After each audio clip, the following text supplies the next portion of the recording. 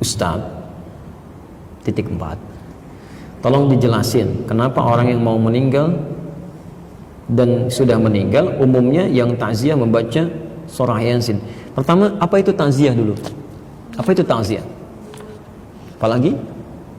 Baik, ada sebagian mengartikan takziah itu melayat ya. Takziah itu berasal dari kata azza, bukan melayat. Dari kata azza asalnya. Azza ya'izzu, izzatan, ta'ziyatan. Azza itu sesuatu yang tinggi, terangkat, menopang, mendorong. Azza. Kalau ditambah dengan tak depannya, ujungnya ditambah ya menjadi ta'ziyah, itu huruf taknya menunjukkan makna usaha yang serius.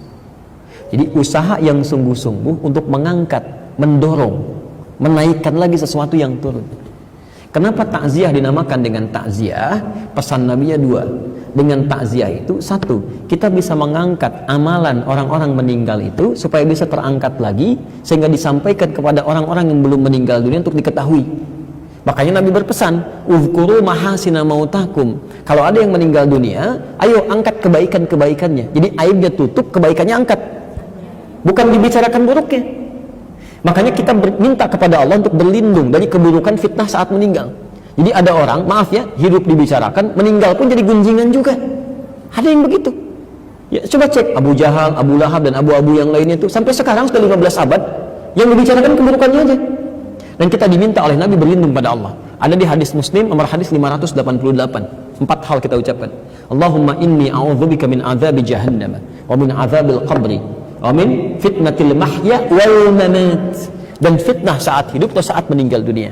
Jadi disinilah ketika ada orang meninggal dunia, tolong Bu ya, Mak, jangan diungkap aibnya, jangan disebutkan, ungkap kebaikannya aja, angkat lagi.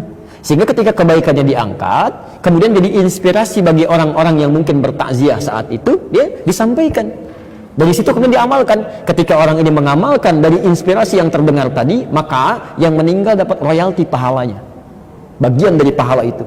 Itu ada di hadis Muslim nomor hadis 1893. Man dalla ala khairin falahu ajruhu mithla ajri fa'ilihi min ghairi an yanqusa min syai'.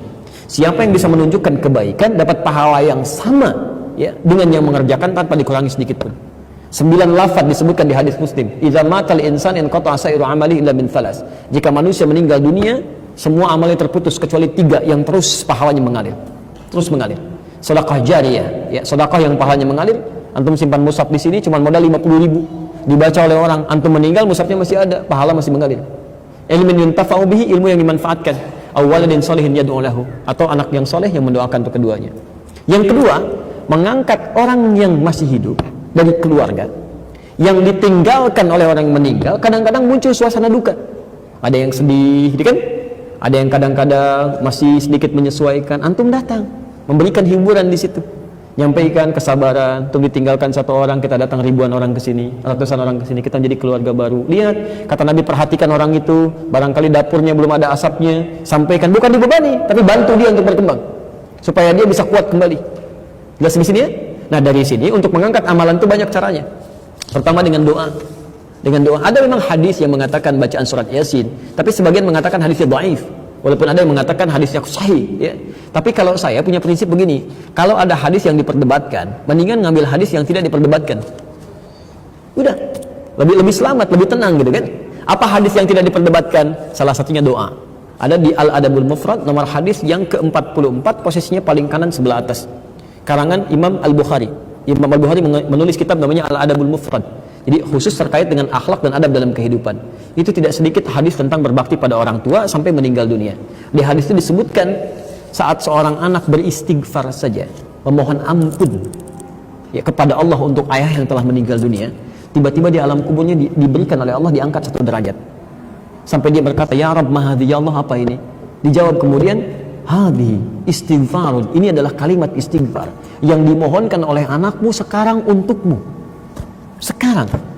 Jadi Anda bisa bayangkan ya, baru istighfar saja, Allahumma rabbighfirli wa liwalidayya warhamhuma kama rabbayani shaghira, diungkapkan kalimat itu. Makanya ketika ada yang meninggal, kalimatnya istighfar pertama kali, Allahumma ighfirlahu warhamhu wa'afihi wa'fu anhu. Itu begitu Anda ucapkan kalimat itu, diangkat 1 derajat di alam kuburnya. Diangkat. Belum doa. Makanya kata Nabi di hadis sahih riwayat Al-Bukhari menyampaikan, "Itsnani bima ma'na." 2 hal yang diharapkan oleh orang meninggal. Yang pertama, al-istighfaru lahu, permohonan ampunan untuknya. Yang kedua, ad-du'a bil khair. Ya, jadi silahkan selepas sholat berdoa. Apalagi orang tua, nggak ada mantan orang tua. Ya, saya selalu katakan, Quran itu memberikan pesan. Maaf ya, keterlaluan kalau ada anak misalnya, maaf, dalam hidupnya nggak bisa berbuat baik, saat meninggalnya pun nggak bisa mendoakan. Bahkan kata Quran, kalau orang tuanya masih ada, walaupun usia anaknya lebih daripada 40 tahun, misal, anaknya usia 70 tahun, orang tuanya 100 tahun, masih ada orang tuanya, itu minimal tetap harus berbakti dengan mendoakannya. Itu ada di Quran, surah ke-46 ayat 15. Bahkan mendoakannya yang baik-baik. Ya Allah, hamba bersyukur atas nikmat yang diberikan pada hamba saat ini. Di balik segala kenikmatan itu, ya Allah, mohon berikan semua pahalanya untuk orang tua saya juga. Berikan kebaikan untuk orang tua saya juga. Karena barangkali kesuksesan yang Anda raih itu cuma 30% hasil kerja keras Anda. 30%. 70% yang mungkin orang tua yang menangis dulu, ibu yang sambil tahajud nangis, bapak yang sambil mencangkul di sawah dengan peluh keringatnya berdoa, ya Allah, anak saya jangan sampai begini, ya Allah, satu singkong dibagi 16 orang.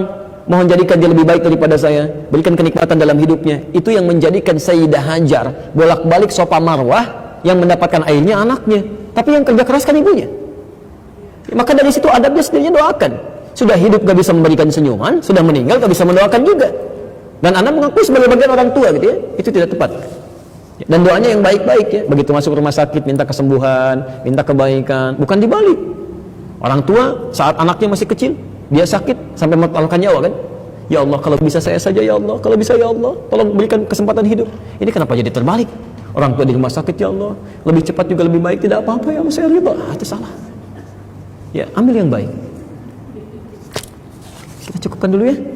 Nanti yang lain mungkin sore saya jawab.